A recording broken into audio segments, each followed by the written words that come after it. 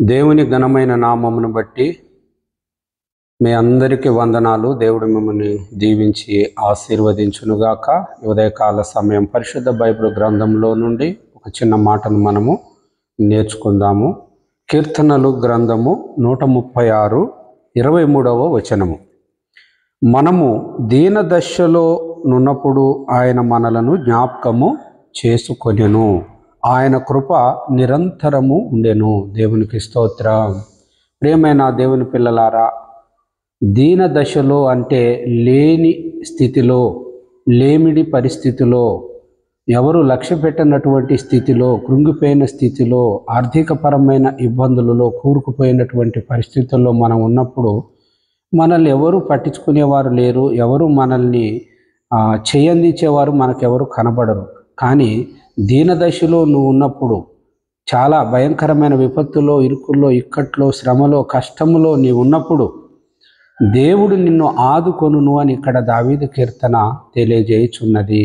ప్రియమైన వారలారా, ఈ రోజుల్లో మంచి వారితో, అనగా డబ్బున్న వారితో, హోదా ఉన్న వారితో, పలుకుబడి ఉన్న వారితో ప్రజలు సహవాసం చేస్తూ ఉన్నారు.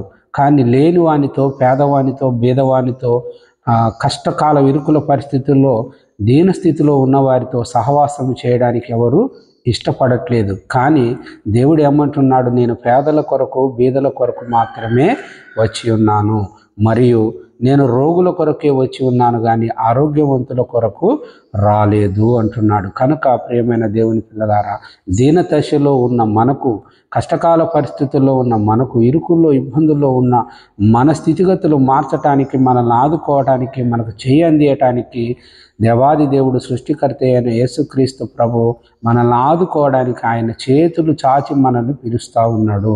కనుక ప్రియమైన దేవుని పిల్లలారా, ఆసక్తి కలిగి, భక్తి కలిగి, తగ్గించుకొని దేవుని ఎదుట మోకరించి దేవుని సన్నిధిని నిత్యం మనం కోరుకున్నప్పుడు దేవుడే మన జీవితంలో ప్రతి విషయంలో జోక్యం చేసుకొని తండ్రిగా, యజమానుడిగా ఆయన మన బాధ్యతలను స్వీకరించి మనల్ని ఆదుకునేవాడుగా ఉన్నాడు. కనుక నిన్ను నన్ను సర్వమును చేసిన దేవుడు సామాన్యుడు కాదు.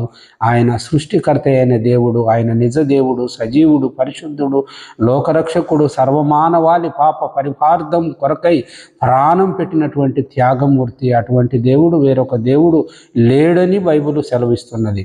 కనుక ప్రియమైన దేవుని పిల్లలారా, దీన దశలోనున్నప్పుడు ఆయన మనల్ని జ్ఞాపకం చేసుకుందని ఇక్కడ లేఖనం సెలవిస్తుంది.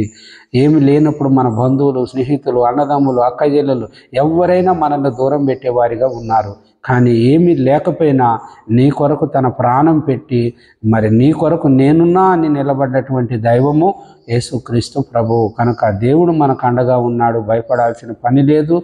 తగ్గించుకొని దేవుని ఎడల భయభక్తులు కలిగి ముందుకు కొనసాగండి. దేవాది దేవుడే ప్రతి విషయంలో నిన్ను స్నేహితుడుగా, మరి రక్షకుడుగా నిన్ను ఆదుకొని నిన్ను ముందుకు తీసుకెళ్ళనున్నాడు. దేవుని కృప నిరంతరం ఈ విధంగా మనపై ఉండునని లేఖనము సెలవిస్తున్నది. కనుక ఈ వాక్యాన్ని ధ్యానం చేసుకోండి, మరలా దేవుని దీవెనలు మెండుగా పొందుకోండి. దేవుడు మిమ్మల్ని దీవించి ఆశీర్వదించును గాక. ఆమేన్.